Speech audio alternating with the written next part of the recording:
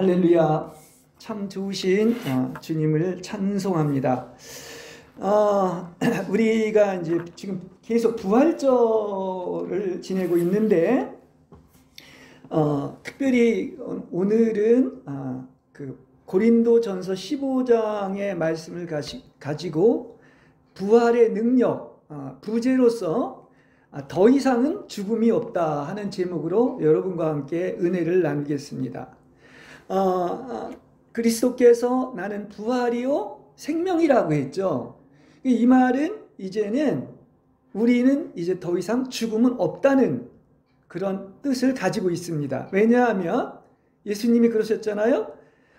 나를 믿는 사람은 죽어도 살 것이고 살아서 믿는 사람은 영원히 죽지 않을 것이다. 그러니까 그 말은 더 이상은 이제 죽음이 없다는 것을 이야기를 하고 있습니다. 그래서 이 사실을 우리는 안다면 정말 우리는 날마다 기뻐하고 감사해야 되는 거예요. 왜냐? 더 이상은 이제 죽음이 없어요. 그게 성경이 우리한테 이야기를 해주고 있습니다. 그러니까 이미 여러분은 영생이 시작되었다는 사실을 언제나 기억하시길 바랍니다. 그렇죠? 그러니까 이게 부활과 그 영원한 생명을 가지고 사는 것이 지극히 정상적인 이게 생활이고 이것은 영원히 계속된 거예요. 지금 이미 벌써 영원히 시작됐다고 얘기를 할 수가 있습니다. 그러니까 죽음은 비정상인 거예요. 오히려 영원한 생명을 사는 게 정상이다. 이야기를 할 수가 있습니다. 왜냐하면 하나님은 창조주시고 창조주는 모든 것을 행하시는 분입니다. 예. 그래서 역시 하나님은 하나님이시라는 이 말씀은 신성을 잃어버릴 수가 없다는 거예요. 불가능한 거야 이것이. 하나님은 영원히 하나님이시죠. 그래서 하나님은 살아 활동하시기 때문에 모든 만물이 지금 존재하고 있는 거예요. 여러분이 지금 이 자리에 있고 존재하는 것이 바로 하나님의 창조주 하나님이 살아 활동하시기 때문이라는 사실을 아시길 바랍니다. 예. 본래 하나님은 우리를 죽게 만들진 않았어요. 창조의 목적은 하나님의 아들들을 이렇게 산출해서 하나님의 신부로 주님과 함께 영원히 사는 것이 이게 본래의 목적이죠. 그죠? 예. 그러니까 이 영원한 그 시간 속에서 타락과 죽음은 잠시 한 6,000년 동안의 사건에 불과한 겁니다. 그 무한한 세계 속에서 6,000년 안에 일어난 일이다 얘기를 할 수가 있습니다. 그러나 하나님의 본래의 목적인 이렇게 창조의 목적은 변경된 것이 한 번도 없어요. 그죠? 예.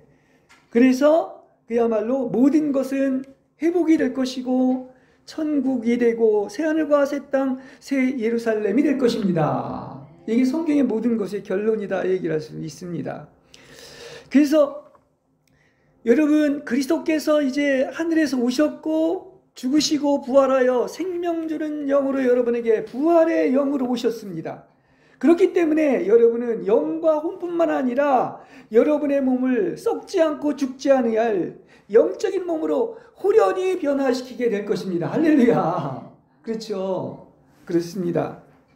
그러니까 이게 부활의 승리로 말미암아 더 이상은 어떤 사망이나 죄나 죽음이나 악마나 지옥이나 모든 기타의 악은 사라지고 여러분은 부활 안에서 자유하고 천국이 이루어지게 될 줄로 믿습니다. 이게 벌써 시작이 된 것이다. 이 얘기를 할 수가 있겠습니다.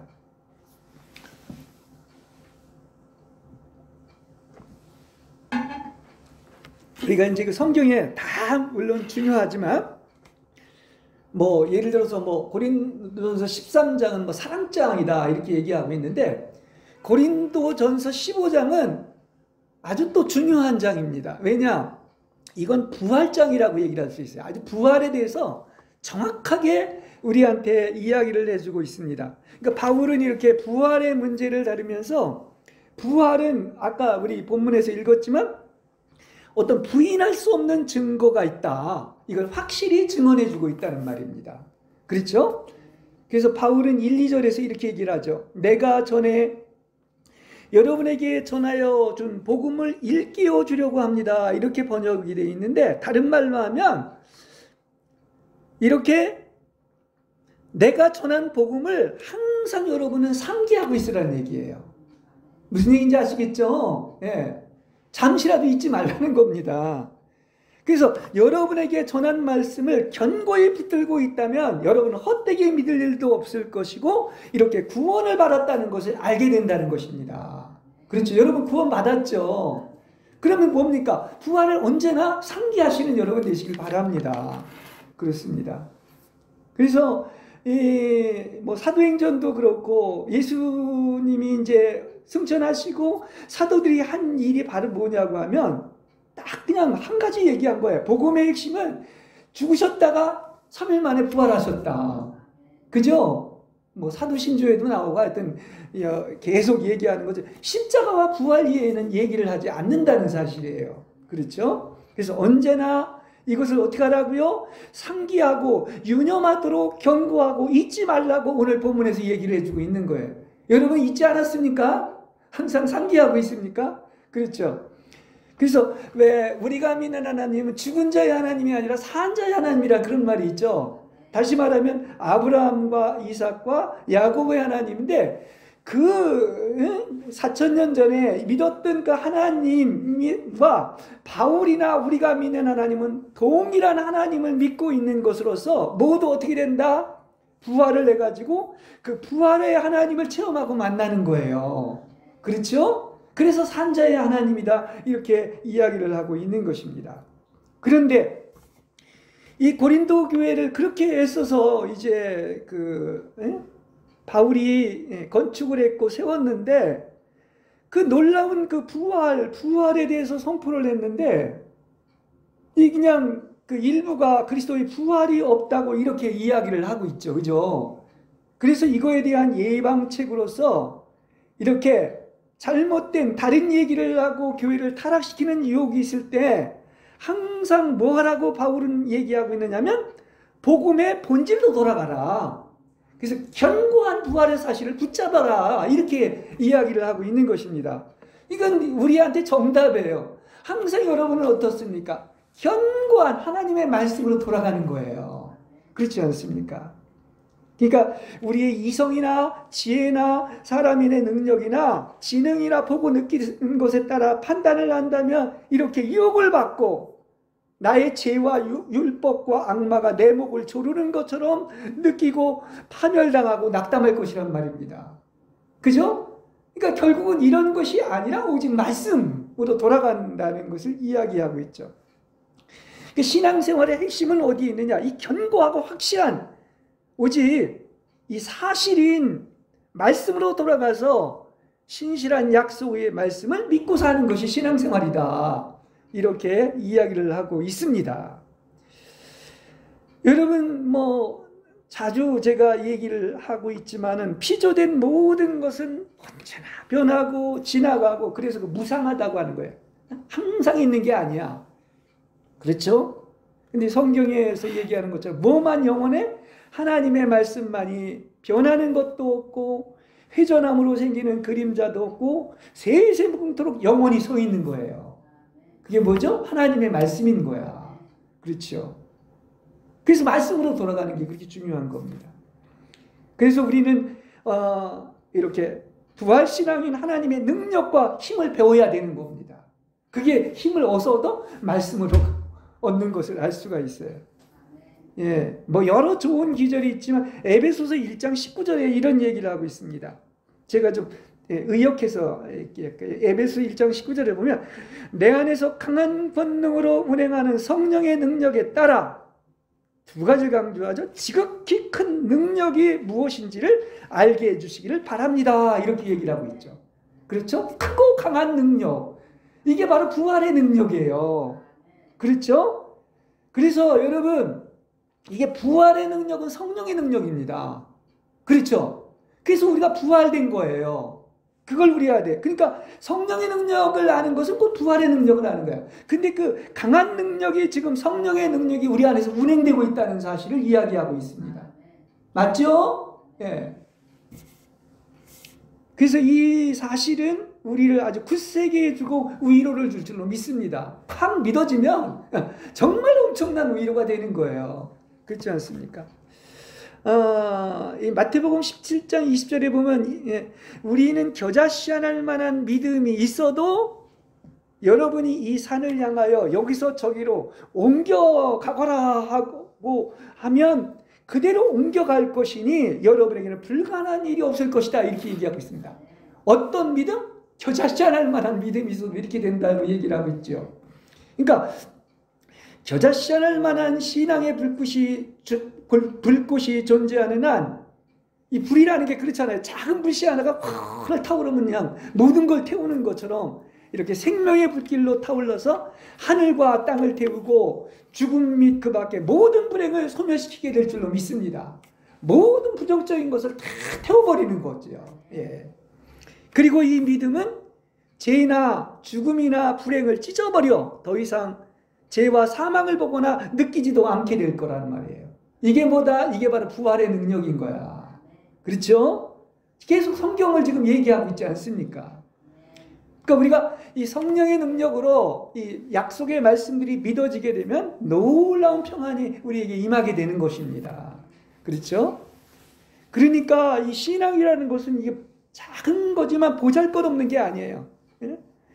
신앙은 말씀을 붙잡고 있는 용감한 영웅이다, 이렇게 얘기를 할 수가 있는 겁니다. 왜냐? 뭐라고 그랬죠? 불가능한 일이 없다. 그렇게 이야기를 하고 있기 때문인 것입니다. 신앙은 너무나 활동적이고 강력하여서 하늘과 땅을 가르고 또 눈 깜짝할 사이에 모든 무덤들을 열어놓게 되는 겁니다. 이것이 여러분 안에서 일어날 수가 있는 거예요. 하늘과 땅을 갈라내고 어둠에서, 무덤에서 나오는 거야. 그렇죠? 예. 그러니까 말씀을 믿음으로 모든 오류와 죄와 죽음과 악마에 대항해서 싸울 수 있다는 것을 발견하게 되는 것입니다. 여러분이 이기는 게 여기 있죠? 그렇죠? 예, 말씀을 믿을 때 이런 능력이 생기는 거야. 그래서 우리가 성경이 그냥 객관적인 진리가 아니라 바로 진짜 하나님을 안다는 게 그렇게 중요한 거야. 그죠? 왜 그 말씀에 보면 그렇지 않습니까? 예수를 믿었는데도 나는 너를 도무지 모른다고 한다. 그 믿어도 모르면 안 되는 거죠. 아는 사람이 이렇게 중요한 것인데, 우리가 그리스도를 주관적으로 체험하고 믿어지게 되면 여러분은 모든 일에 넉넉하게 이기게 될 줄로 믿습니다. 예, 그걸 얘기하죠. 그래서 이렇게 바울은 그리스도의 부활에 대한 본질과 성서의 증거 및 부활을 목격했던 살아있는 사람들의 증언에 의해서 아주 설득력 있게 아주 부활에 대한 완전한 설교문을 얘기해 주고 있습니다. 고린도서 15장은 아주 부활에 대한 완벽한 설교문이에요. 그렇죠? 그러니까 참 굉장히 중요한 말씀이다. 15장이 이렇게 이야기를 할 수가 있겠습니다. 그래서 이제 바울은 두 가지 증거를 인용하고 있는데, 그건 바로 뭐냐? 첫째는 역시 부활에 대하여 성서로부터 어떻게 얘기하고 있느냐? 성서를 가지고 증거를 하고 있고요. 또 한 가지는 자신이 경험한 것과 많은 사람들의 이 부활을 경험한 것을 인용하고 있는 거죠. 그렇지 않습니까? 그래서 예수님과 사도들은 한 얘기가 뭡니까? 예수님이 3일 만에 부활하셨다. 이거 선포한 게 바로 사도행전이고 그 신약의 내용이에요. 그렇죠?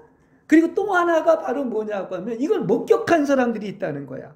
거기 아까 우리 읽었지만 베드로, 12사도, 또 함께 모여있던 500여 성도들, 야고보, 그리고 또 후에 모든 다른 사도들에게 나타났고, 마지막으로는 바로 뭐냐? 이게 아마 한 달 못 채우고 난 이 팔싹둥이라고 그러는 것 같은데, 그런 나에게도 나타났다, 이렇게 자기가 증거를 하고 있는 겁니다. 그렇죠? 예. 그러니까 교회를 이렇게 핍박했던 나라, 이 사도라 불릴 자격이 없었는데 지금의 나의 내가 된 것은, 그래서 이렇게 부활을 증거하는 이런 증인이 된 것은 모든 것이 하나님의 은혜로 된 것으로 나에게 주신 그분의 은혜가 헛되지 않다. 이것을 얘기하고 있는 거예요. 여러분도 하나님의 일에서 헛된 건 하나도 없습니다. 하나님은 다 기억하시는 것입니다. 네, 그렇습니다.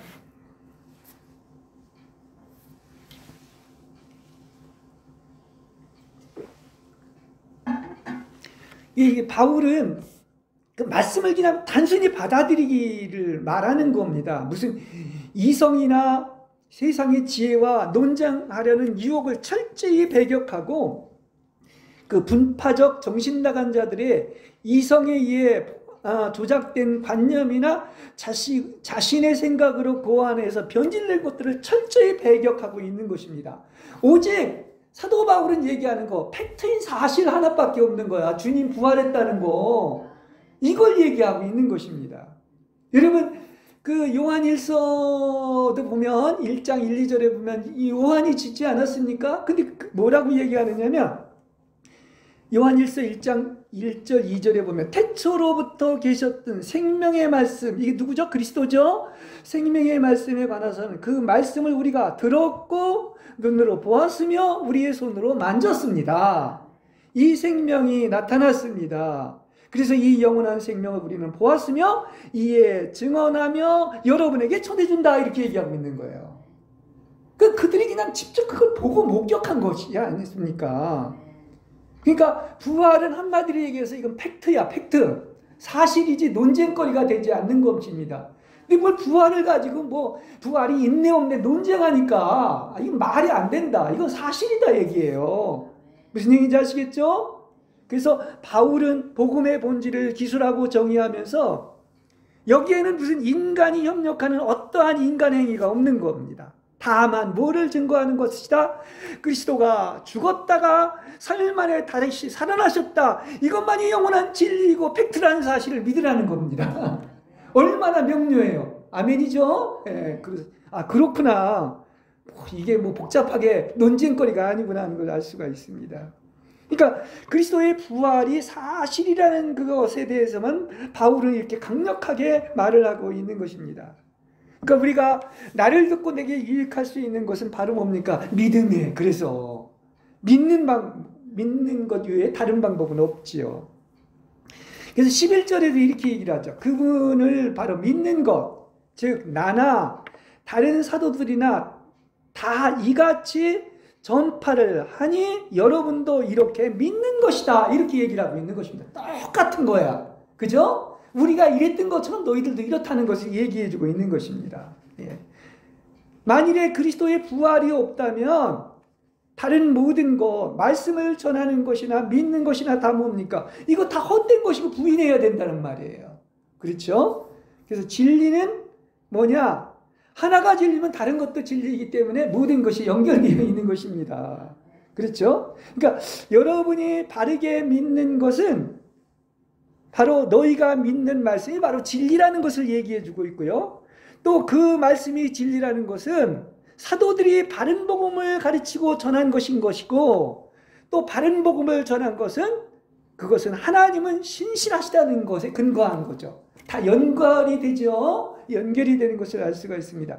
결국은 하나님은 뭡니까? 역시 하나님이신 거야. 그렇죠? 예.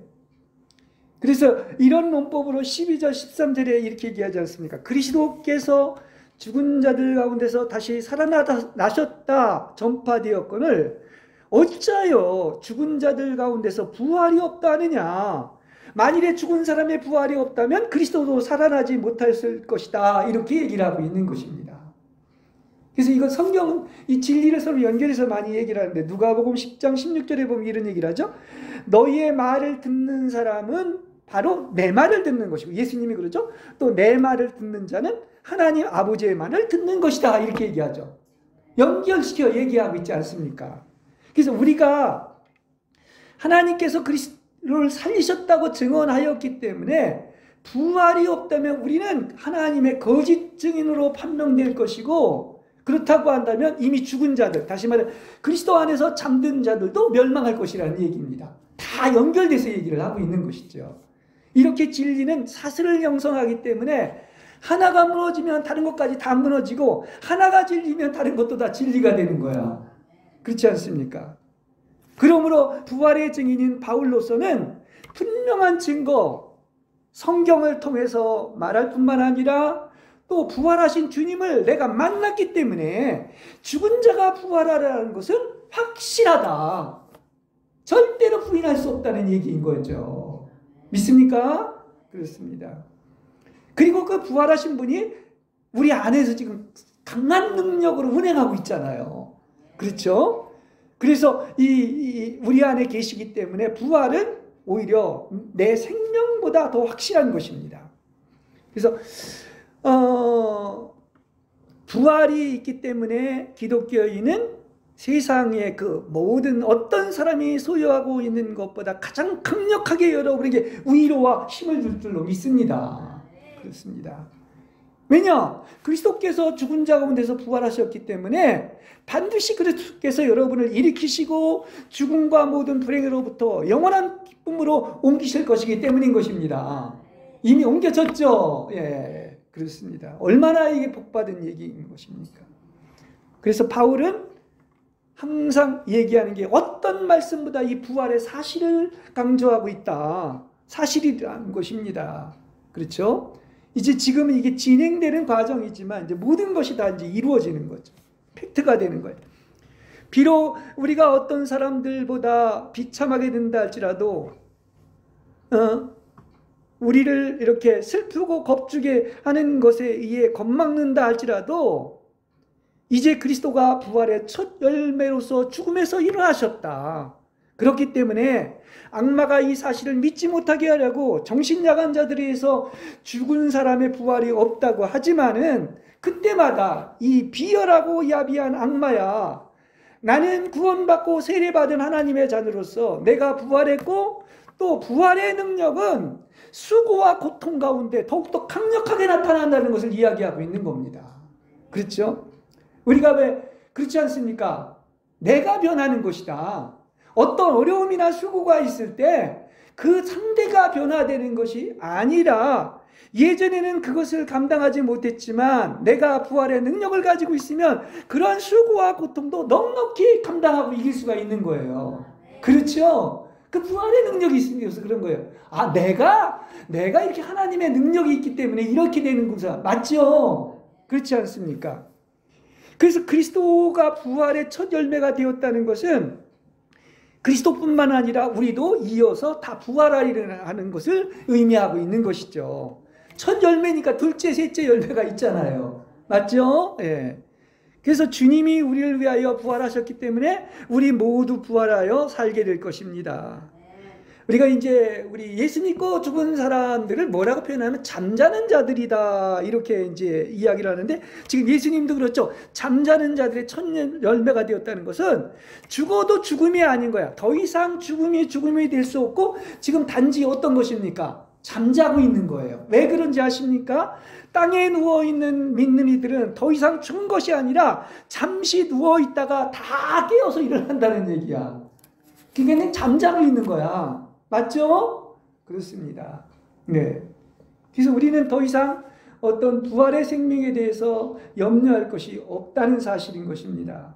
이미 부활은 그리스도 안에서 여러분에게 시작되었다는 것을 아시기를 바랍니다. 그렇죠? 그래서 나중엔 다 이게 이제 이루어지는 것을 알 수가 있죠. 그래서 이것을 알고 믿는다면 나의 마음 또는 양심, 후는 이미 승천의 위치에서 하늘에 있고 거기서 거하고 그것을 기뻐하며 살게 될 것입니다. 그렇죠? 네. 그러므로 여러분은 땅의 그 어떤 것도 여러분을 두렵게 할 수가 없고 그리스도가 부활했다는 것을 기억하고 위의 것을 생각하고 항상 천국을 누리시는 여러분이 되시길 바랍니다. 그렇죠? 이게 이제 믿음으로 가능한 거예요. 그러니까 실제가 돼버리는 거예요. 그걸 얘기하고 있습니다. 자, 그 다음 25절에서 26절에 보면 아까 이제 시간이 다 읽기가 그래서 다 안 읽었는데요. 바울이 뭐라 그러냐? 사망을 거기서 마지막 원수다. 그러니까 마지막으로 없어야 될 그리스도의 최후의 원수가 바로 사망이다. 그렇게 얘기하고 있어요. 그렇죠? 그래서 그리스도의 왕국은 바로 뭐냐? 죽음과 승부를 겨루어 가지고 그래서 바로 뭡니까? 모든 것들을 그분의 발 아래 꿇게 해서 완전히 파멸시키고자 의도하고 있다는 사실인 것입니다. 여러분 여러 군데 이런 말이 나오는데 시편 110편 1절에 보면 여호와께서 내가 너의 원수들을 나의 받침대 아래 둘 때까지, 이렇게 얘기하고 있습니다. 예, 발받침대 아래 둘 때까지. 그때까지 어떻게 한다고요? 그리스도께서는 여러 원수들이 있는데 보다 약한 원수들도 다 하나씩 처형하시고, 제일 최후의 원수가 뭐라고 했죠? 원수인 죽음까지도 처형하게 될 줄로 믿습니다. 할렐루야. 예, 얼마나 복된 소식으로 가득 차 있습니까? 근데 세상은 이걸 몰라요, 이걸. 예. 그래서 그냥 죽음을 알지도 못하고 또 그렇게 심각하게 생각도 안 합니다. 세상은 이러한 위로와 이러한 담대한 자랑에 대해서 알지를 못하는데 우리는 위로가 있고 담대하게 자랑할 수가 있는 거죠. 예. 그렇습니다. 죽음은 모든 것이 덧없고 아무것도 소유할 수가 없습니다. 오직 그리스도만이 영원한 생명으로 인도하는 것 아닙니까? 그래서 그리스도는 그 최후의 원수인 죽음에 대한 강력한 적이시며 죽음을 제거하시고 완전히 섬멸하시고 이 땅에 오신 거예요. 그렇죠? 그래서 그리스도는 나의 자녀들이 악마나 어떤 세상이나 사람들로부터 괴롭힘을 당하고 위협하는 공포, 두려움을 보지 않게 되기를 원한다는 사실인 것입니다. 그리고 그리스도는 우리를 위협하고 괴롭히려는 모든 것을 우리가 아니라 그분께서 대적하신다는 사실이에요. 그죠? 네. 이것이 우리를 사랑하는 주님 안에서 소유하는 정말 하늘이 주시는 놀라운 평안과 위로인 줄로 믿습니다. 이 죽음에 대한 문제를 해결하는 거 하나님이 하시는 거, 위로, 놀라운 평안 아닙니까? 죽음 문제 해결되면 뭐 사실 최후의 원수인 것이 해결됐다면 다 해결된 거죠. 그렇지 않습니까? 뭐 의사를 하니까 그런 거 더 잘 알겠네. 네, 그렇습니다. 육체와 세상과, 이게 이제 그 보통 우리가 6가지 죄들을 얘기하는데, 육체와 세상과 악마, 그리고 죄와 율법과 죽음인 이 6가지 원수들은 이제 여러분에게 있었던 것이 그리스도에게 다 넘겨졌습니다. 그래서 그리스도는 우리를 돌보시고 우리를 대신해서 이 6가지 원수들에 대해서 다 복수하시는 거예요. 언제까지? 그야말로 원수들이 너희 발받침대로 둘 때까지 이렇게 된다는 것입니다. 그래서 우리는 그리스도를 소유하고 있기 때문에 어떻습니까? 이렇게 이 6가지 원수가 이제 더 이상 없다는 듯이 신앙생활을 하는 거예요. 그죠? 네. 부활신앙으로. 그래서 그리스도께서는 이 모든 원수들을 다 처형하시기 때문에 이것들이 우리에 대해서 어떻다 더 이상 어쩌하지 못하는 것입니다. 그게 그 놀라운 하나님의 생명으로, 부활 생명으로 살기 때문에 이렇게 된 겁니다. 이것이 바로 그리스도께서 계속해서 하시는 일이고 통치하시고 여러분 안에서 운행한다는 사실을 아시길 바랍니다. 그렇잖아요. 지금 다 성경 얘기 그대로 해드리고 있는 거예요, 여러분한테. 근데 이게 이제 다 그 뭡니까? 나의 주관적인 체험이 되면 놀라운 일이 일어나는 거죠. 예, 그렇습니다. 그러니까 그분은요, 우리에게서 일어난 것을 마치 자신에게서 일어나는 것처럼 여러분에게 항상 관심을 두고 있다는 사실을 아시길 바랍니다. 그래서 스가랴서 2장 8절에 뭐라고까지 얘기했냐면, 무릇 너희를 범하는 자는 나의 눈동자를 범하는 것이다, 이렇게까지 얘기를 하고 있는 거예요. 얼마나 여러분을 눈동자와 같이 지켜보고 있으니까. 그렇죠? 예.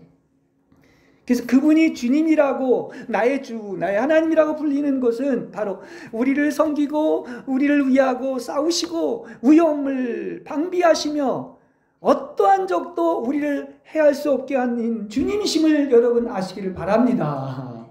예. 여러분 얼마나 놀라운 백을 가지고 있어요. 그렇지 않습니까? 예.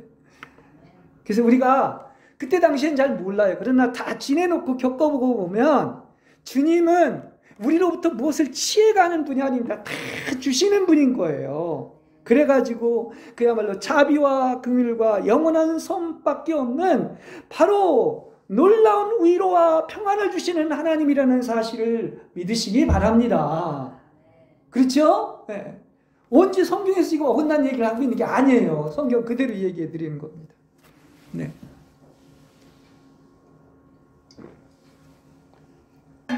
자, 계속 바쁘네요. 이거 15장을 한꺼번에 다 하려고 하니까 36절에서 이제 38절을 보면은 거기 이제 뭘로 이렇게 또 부활에 대해서 설명을 하고 있느냐면, 너희가 심는 것, 다시 말하면 씨를 뿌리는 것을 가지고 얘기를 하고 있습니다. 그렇죠? 그래서 그런 용어를 쓰고 있는데, 자, 모든 종류의 곡식과 식물로서 부활의 몸이 무엇인지를 설명하고 있습니다. 자, 우린 쉽게 들이나 이렇게 정원이나 어떤 아름다운 곳에 이렇게 가보면 그 뿌려진 나닷과 씨앗들을 바라보면서 많은 생생한 부활의 증거를 대하게 되는 거예요. 하나님이 창조하신 피조물을 보면서도 그렇지 않습니까? 보십시오. 씨로 있을 때는 이게 마치 죽은 것처럼 어떻게 저기서 생명이 날 수가 있을까 할 정도로 이 죽음 가운데 있는 것을 발견을 하게 됩니다. 그러나 씨가 숨겨져서 껍질이 죽고 나면은 놀랍게도 거기서 새싹이 나오고 또 어떻습니까? 여름이 돌아오면 아주 완전히 다른 어떤 전경을 발견하게 될 것입니다. 그러니까 그때가 되면 모든 것이 이제 만물이 약동하고 푸릇푸릇해지고 꽃이 피고 열매를 맺게 되는 거예요. 이거 너무나 당연한 거 아니겠습니까? 여러분, 하나님은 계속 한 번 창조하는 게 아니라 계속 창조하신다는 사실을 믿으시기 바랍니다. 생명이 잉태해서 낳는 것도 하나님이 생명을 창조한 거예요. 모든 만물도 마찬가지입니다. 놀라운 거예요. 당연한 게 아닙니다. 그걸 알아야 돼요. 거기에는 거친 죽음의 겨울과는 대조적으로 아주 순전한 즐거움과 생명이 있는 거야. 그러니까 어떻게 보면 우리는 뭘 먹고 사는 거예요? 생명을 먹고 사는 거야. 그렇죠? 음식 하나도. 예. 그래서 이것은 하나님은 창조하시는 분으로서 이처럼 아름다운 이렇게 살아있는 것들을 창조해낼 수 있다. 빚어낼 수 있다는 것은 얼마나 하나님이 위대한 분이신 것입니까? 그렇죠? 그래서 하나님이 이러한 것을 보여주시고자 하는 것은 바로 누구를 위하여? 우리를 위하여 이 모든 것을 계속해서 창조하신다는 사실을 아시길 바랍니다. 그렇죠? 그래서 우리는 음식을 먹으면서도 그냥 먹는 것만 신경 쓰지 마시고 그런 나무와 과일과 식물과 땅에서 나는 모든 것들과 대화할 수 있는 여러분이 되시길 바랍니다. 그렇죠? 왜 프란시스코는 그랬잖아요. 모든 것과 같이 대화를 나눴다고 하는 것처럼. 왜냐? 이건 무에서 창조하시는 부활의 하나님을 봐야 된다는 거야. 그걸 통해서. 그렇지 않습니까? 그러니까 하나님이라리 땅에 떨어져 죽으면 새롭게 창조되어 많은 열매를 맺는다. 이건 생명 창조의 신비한 것이다. 얘기를 할 수가 있습니다.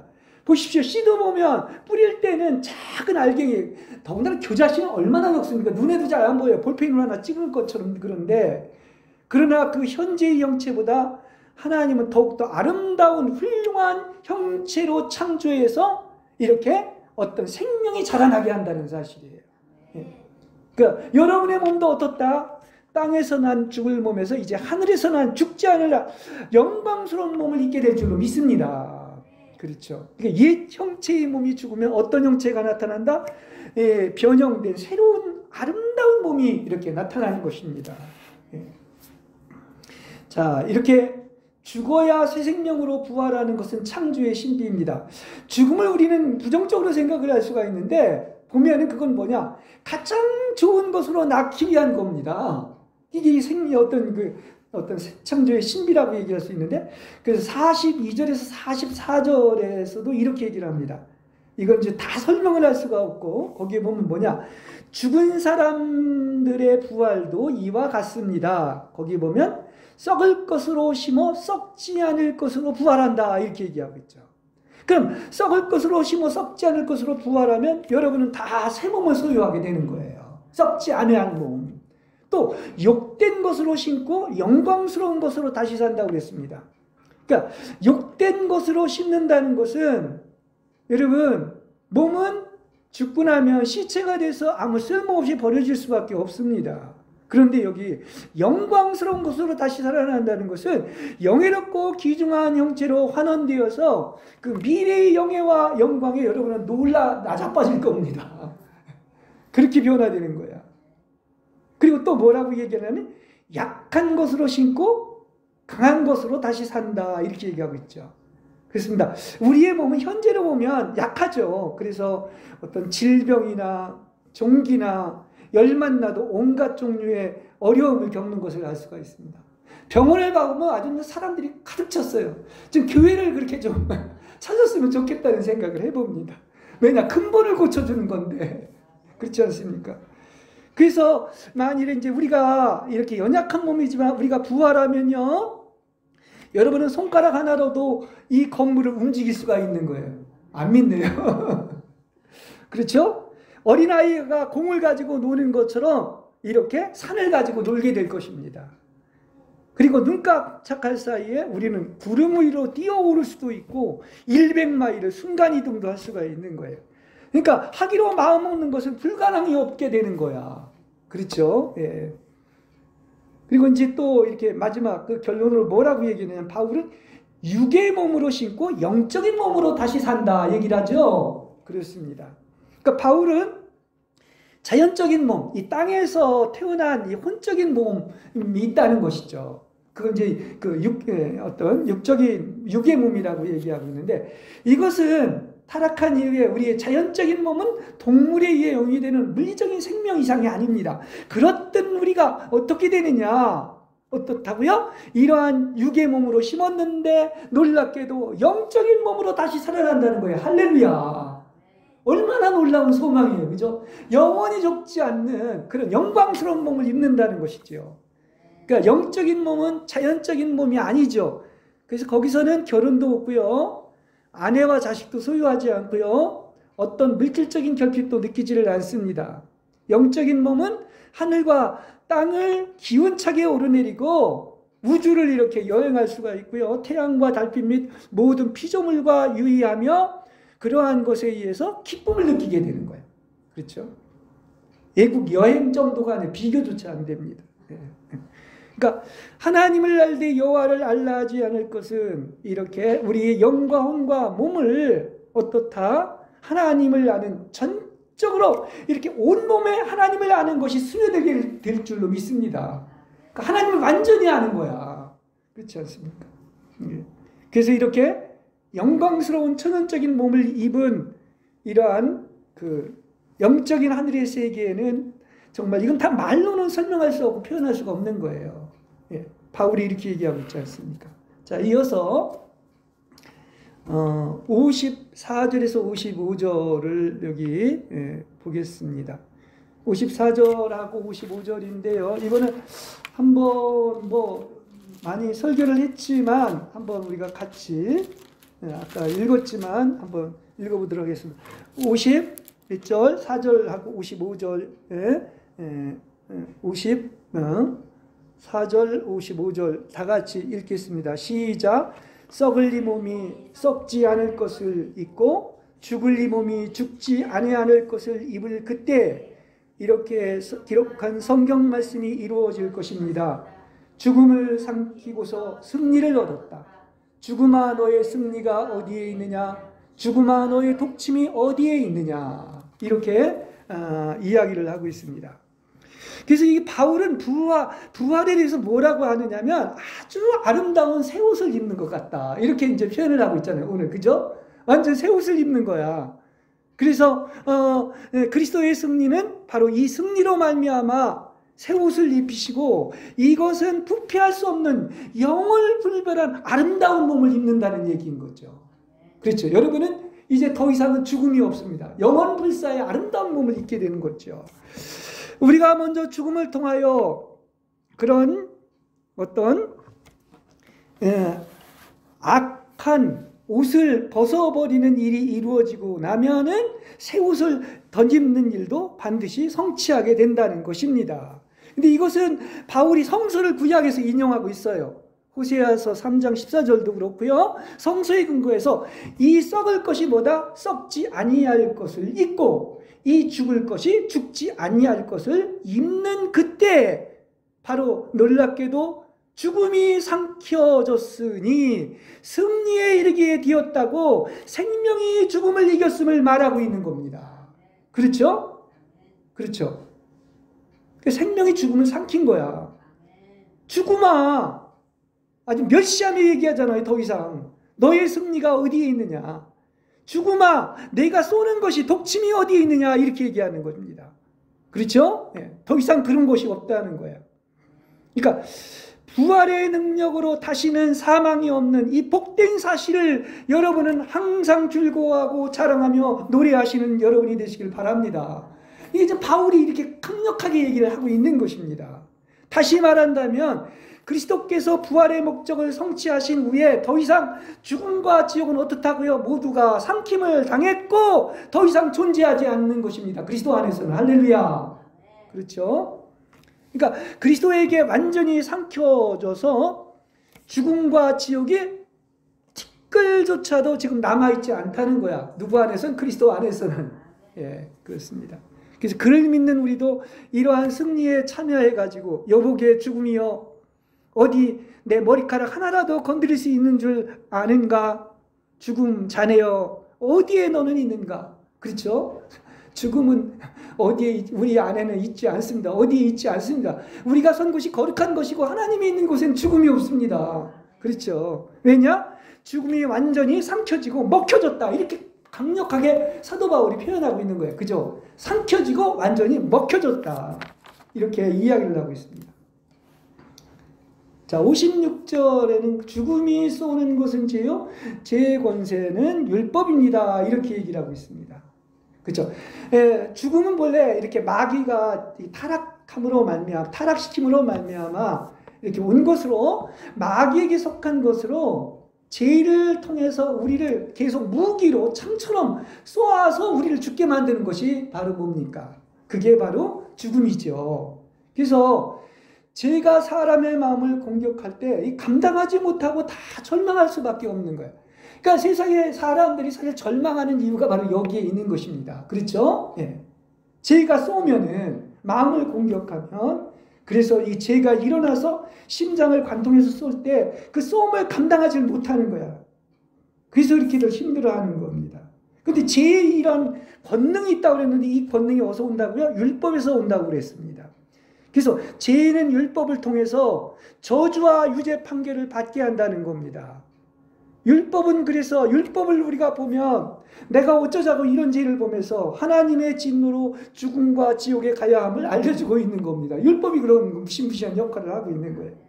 그런데 보십시오. 율법의 마침이 되신 그리스도, 오늘 이제 마지막 절에 뭐라고 57절에서 얘기하느냐면 아주 놀라운, 지금까지 죽음에 대한 설명을 하면서 놀라운 전환을 하고 있다는 사실인 것입니다.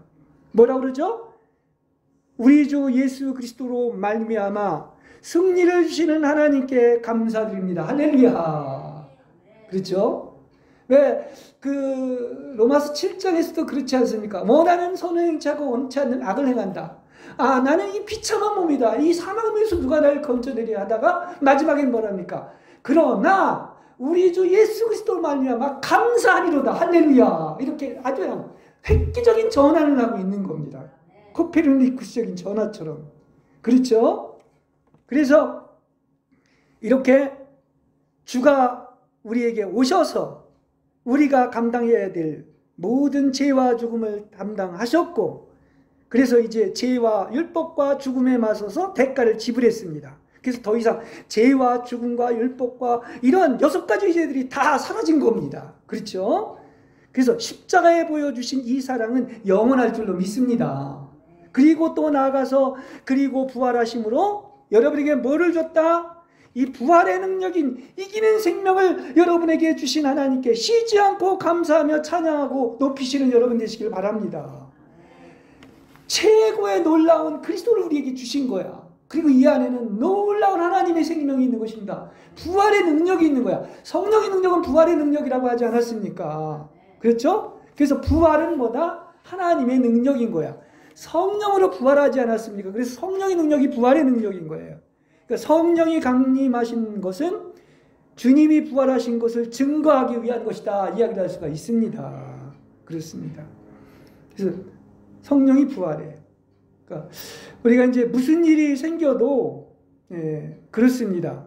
우리에게 믿음이 있고 은혜가 있고 사랑이 있고 하나님의 어떤 부활의 능력이 있다고 하면, 예전에는 어떤 수고와 고통도 이기질 못했지만 내 안에 부활의 능력이 있을 때 그 부활의 능력이 떠받치고 있기 때문에 그런 것조차도 즐거움으로 참고 받아들일 수가 있는 거예요. 반대가 변하는 게 아니야. 그죠? 내 안에 부활의 능력이 있기 때문에 넉넉히 이기고도 남음이 있는 거예요. 무슨 얘기인지 아시겠죠? 그렇습니다. 그러니까 뭐 성경에 바울과 실라도 그렇고요. 이 감옥에 가서도 어떻습니까? 기도하고 기뻐하며 하나님을 찬미하고 있지 않습니까? 내가 이렇게 더 수고하고 죽음도 두려워하지 않고 이렇게 가장 많은 수고를 했다고 사도 바울이 얘기하는 게 하나님의 은혜라고 하는 건데 뭐 때문이다? 부활의 능력이 있었기 때문인 거예요. 그렇죠? 그걸 얘기하고 있습니다. 그러니까 이렇게 보면 그분을 알면 알수록 안다는 게 뭐다? 직접 그분을 인격적으로 접촉하고 만나는 것이죠. 하나님이 나를 알아야 나도 하나님을 아는 거죠. 나는 하나님 아는 것 같지만 하나님이 모른다고 하면 그거 모르는 거야. 그래서 우리가 아는 하나님은 실로 대단하신 분입니다. 참 놀랍고 좋으신 분입니다. 왜냐? 무에서 유로 모든 것을 창조하시고 행하시는 분은 우리 하나님 한 분이신 것입니다. 그래서 역시 뭐죠? 하나님은 하나님이다. 과연 하나님은 하나님이다. 그런 것입니다. 그래서 이러한 능력이 다 부활의 생명에서 나온 것입니다. 그래서 성경 얘기는 이 생명, 놀라운 생명, 이기는 생명을 주셨다고 했는데 이 생명은 죄와 사망을 벗어날 수 있습니다. 그렇죠? 그렇죠? 또 이 생명은 친밀한 교통을 가질 수가 있습니다. 네. 또 영이신 생수로 만족하고 주님만으로 충분하게 될 줄로 믿습니다. 체험하면 이렇게 되는 거예요. 그리고 죄가 더 이상 주관하지 못하는 죄와 사망의 법에서 벗어난 그 능력이 있는 생명인 것입니다. 또 어떠한 수고와 고통, 환경이 와도 뭐라 그랬어요? 넉넉히 이긴다. 지금 성경 얘기를 다 하는 거죠. 또 우리에게는 선을 행할 수 있는 능력이 있습니다. 예. 옛날엔 죄 짓고 악을 행했지만 또 우리에게는 빛이 충만하고 온전히 거룩하게 될 줄로 믿습니다. 이게 하나님의 이기는 생명인 거예요. 자, 부활의 주님은 이기셨습니다. 승리하셨습니다. 할렐루야. 그렇죠? 그래서 우리가 이제 구원을 받았지만 이걸 이루어야 되죠. 그래서 완전한 구원의 체험은 어떤 것입니까? 이미 절반은 시작되었지만 부활의 능력으로 매일 승리하는 거예요. 이게 신앙생활인 것입니다. 그래서 왜 이런 말이 있잖아요. 우리가 거듭나고 구원받은 날짜가 몇 년도 몇 월 며칠이 있는 것을 알 수가 있어요. 아는 사람도 있을 겁니다. 내가 구원받은 날. 근데 또 나아가서 이러한 모든 관문을 통과해서 몇 년, 몇 월, 며칠 이렇게 이기는 날짜가 있다는 사실을 아시고 이러한 날짜가 있기를 주님의 이름으로 간절히 축복합니다.